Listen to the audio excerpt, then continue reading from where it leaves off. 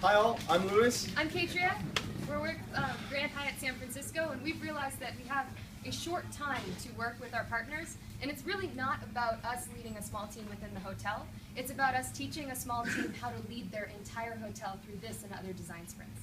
So what that means is from now on we'll actually be passing the key moments of leadership on to our teammates themselves, and this is one of those moments. So I'd like to invite up Jessica and Gabby. Yeah! Last week during design review, we met Karen, our super user. I'd like to spend a little bit more time about Karen's specific last trip into San Francisco. Karen took a flight out of Atlanta. The flight was delayed 2 hours. She landed in San Francisco, a little cloudy, had a little bit of trouble finding a cab. Finally found a cab on our route to San Francisco. She wished she was on BART because the cab ride was a little crazy.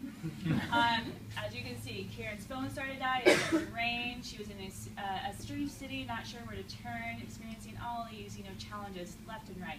And then Karen got to the Grand Hyatt SF where she had rooms. And in the lobby, she found an associate that changed her day, and also it changed the associate's day. And that's when we had our aha moment.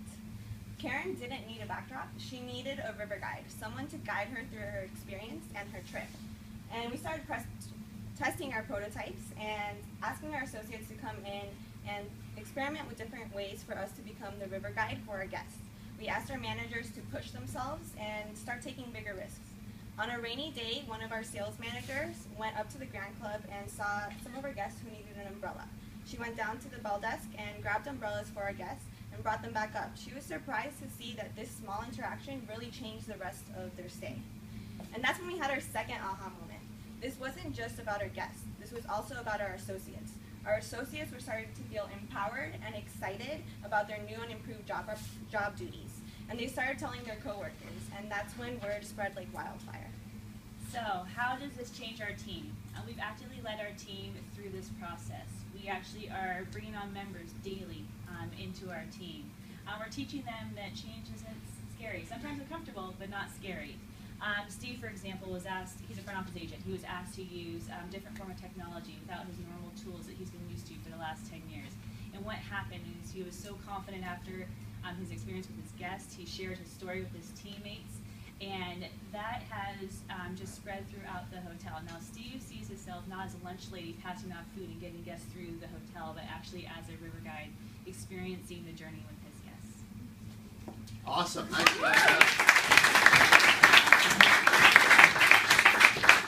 And then would you like to share how have you seen your D leaders interact with you and with each other differently? We flipped the process. Good. Yes. Go for it. They were doing this, so we decided to take the Post-its. So we are pushing ourselves out of our comfort zones because we are comfortable leading teams and we're comfortable as designers, but we're not comfortable stepping back into more of a coaching role and doing more of the storytelling approach to this. So we're really getting behind our team, and we're going to tell the story of how they're working and document it so that other teams within hotels or other industries can also use the tools that they've been using. And how we're going to scale this 10x, so the challenge that we may be experiencing in doing that, is actually the associates have been operating under this like lunch lady and like very rigorous set routine manner set forth by the unions. And so actually they don't want to push themselves out of their boundaries too much, even though it is starting to like empower them in really meaningful ways. So we're going to be continually actually engaging them and inspiring them through new mechanisms and new prototypes to then drive this throughout the whole organization. Great. Questions, comments? At the bottom, you already have some survey results. Your arrival process satisfaction is up 11. This one's already. Wow. Since we started. That's great. Could you talk a little bit more about how the process of sort of exposing all these people to design school thought is rolling out sort of physically? Yeah. So we actually started, when we were done with our first design process, we decided that we were each going to bring a buddy to our next meeting. So we brought a buddy and invited them to go through the process with us, and then we asked them to go ahead and grab a buddy as well. So it all just started growing bigger and bigger as it went. In terms of methodology, we've been trying to get people who come onto the team later up to speed with the mechanics of design thinking behind the scenes, but treating them like leaders while we're in sessions together. And they've also, the teams have been doing a great job taking the pressure off by saying, if you mess up this experiment, front desk agent, you can comp rooms. Like Sid let somebody comp everything for an hour. Yeah, so take your mind off the physical 1, 2, 3, 4, 5, what we have to do, and said it's okay for the next hour. Let this flow naturally for you.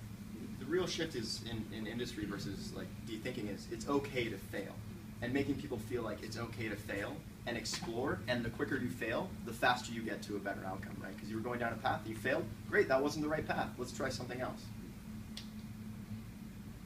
All right, nice job, guys. Well Yeah.